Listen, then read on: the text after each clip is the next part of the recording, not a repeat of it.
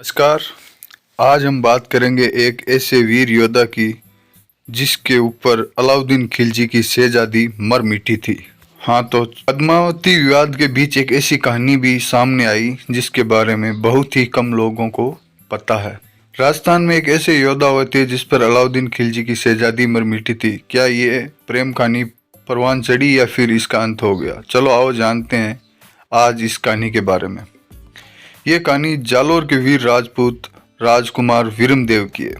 वीरमदेव को कुश्ती में महारत हासिल थी और वह बहुत ही सूरवीर योद्धा था। उसकी प्रसिद्धि दूर दूर तक थी।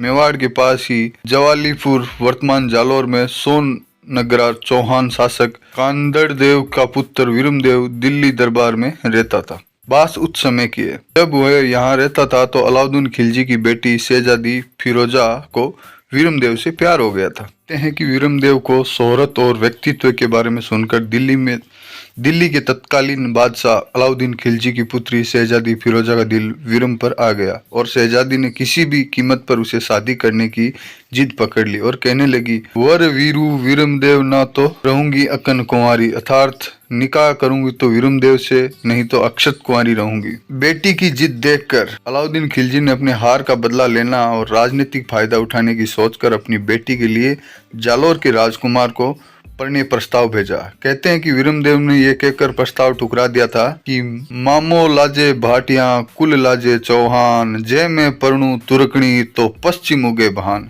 अर्थात अगर मैं तुर्कनी से शादी करूं तो मामा भाटी कुल और सव्य चौहान कुल लज्जित हो जाएगा और ऐसे तभी हो सकता है जब सूरज पश्चिम से उगे। ये जवाब से आग बबूला होकर अलाउद्दीन ने युद्ध का ऐलान कर दिया। कहते हैं कि 1 वर्ष तक मुगलिया सेना जालोर पर घेरा डालकर बैठी रही। फिर युद्ध हुआ और किले की हजारों राजपुतानिया ने जौहर किया। सौम्य वीरमदेव ने 22 वर्ष की अल्प आयु में युद्ध से वीरगति प्राप्त हो गई थी। अंत में तुर्की की सेना ने वीरमदेव का मस्तक दिल्ली ले गई और शहजादी के श्रवण थाल में उसका मस्तक उसके सामने रख दिया। ये देखकर शहजादी फिरोजा बहुत दुखी हुई। तब उसने मस्तक का अग्नि संस्कार किया। बाद में दुखी होकर यमुना नदी में कूदकर अपनी जान दे दी थी। ऐसी भी कहावत है कि जैसे फिरोजा सामने आई, वीरमदेव का मस्तक का मुंह फिर फेर लिया। इस तरह कहानी परवान तो चढ़ी लेकिन उसका अंत हो गया। जय माता जी की सा।